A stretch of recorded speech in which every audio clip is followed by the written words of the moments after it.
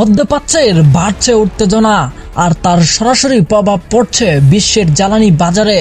ফলে সংকটে পড়ছে শিল্প কারখানা, উৎপাদন কমছে, বাড়ছে খরচও। কিন্তু প্রশ্ন হচ্ছে, এই পরিস্থিতি কোথায় গিয়ে থামবে?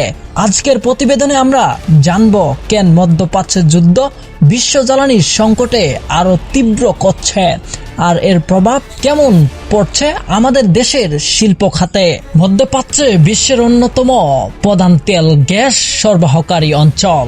এই অঞ্চলে আঘাত শুরু হলেই প্রথম ধাক্কাটাই লাগে জ্বালানি সরবরাহতে।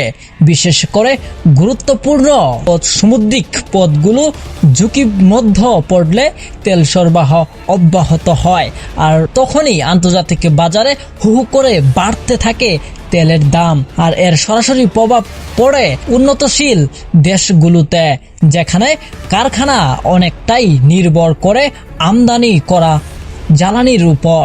বাংলাদেশ সহ অনেক দেশই এখন গ্যাস সংকট, বিদ্যুৎ ঘাটতি এবং জ্বালানি ব্যয়ের চাপ বাড়ছে। ফলে কারখানার উৎপাদন কমে যাচ্ছে, অনেক জায়গায় বন্ধ হয়ে যাচ্ছে শিপট।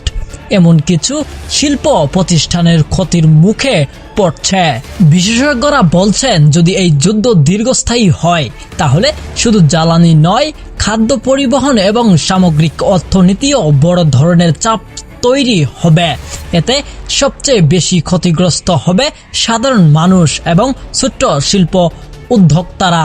তাই এখন সবার চোখ মধ্যপ্রাচ্যের পরিস্থিতির দিকে, যেখানে প্রতিটি নতুন উত্তেজনা বিশ্বের অর্থনীতির জন্য বয়ে আনতে পারে নতুন ঝুঁকি। এই সংকটের কতটা গভীর হবে তা নির্ভর করছে আগামী দিনের পরিস্থিতির উপর। মধ্যপ্রাচ্যের এই টানটান উত্তেজনা সব আপডেট পেতে আমাদের সাথেই থাকুন আর কমেন্টের মাধ্যমে জানিয়ে দিন এই সংকটের প্রভাব আপনি কিভাবে দেখছেন।